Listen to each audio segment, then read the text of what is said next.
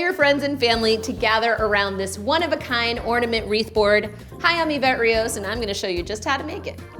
So this one I thought was so cute because it kind of looks like an ornament. It's round, it's got the little string, and what's great about it is it has a slate insert, so it's super easy to clean. I'm gonna go ahead and lay out my cheeses first. You wanna have soft cheeses, medium, and hard, so you have a variety of flavor and textures.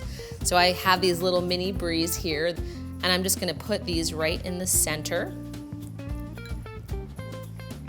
Now I'm gonna go around the outside and add our meats, our cheeses, and our garnishes. So I've got some prosciutto here, and I just kind of bunched it up a little bit so it looked like little roses. Got green olives here.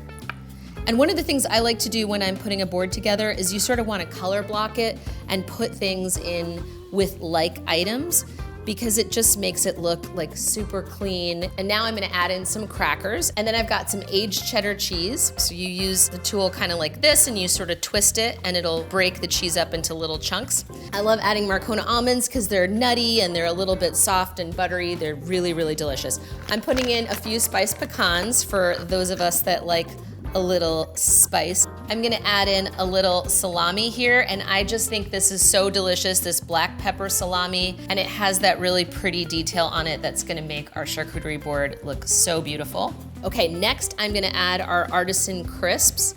These are apricot flavored with nuts. They're so yummy. And then I've got our gorgonzola cheese.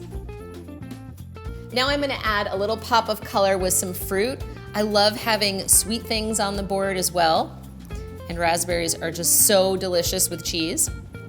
And then I've got some peppadews here that I'm gonna put in with our olives. To add a little pop of color to the center, I'm gonna put in some pomegranate seeds. To add a star to our ornament, I've got some wedges of cheese that I cut out of manchego and cheddar. I just love the contrast, and again, you want to give your guests a bunch of different kinds of cheeses to enjoy on your charcuterie board. For our garnish and for the amazing aroma, I'm gonna add some rosemary. I love it because it gives you all the evergreen vibes, and it just has such a wonderful fragrance. And there we go, our ornament charcuterie board is complete. Wow, this charcuterie board is beautiful, and you know what? It came together easily, but also consider making charcuterie cups like these because it gets people walking around and back to the party. I hope this makes your gathering even more magical.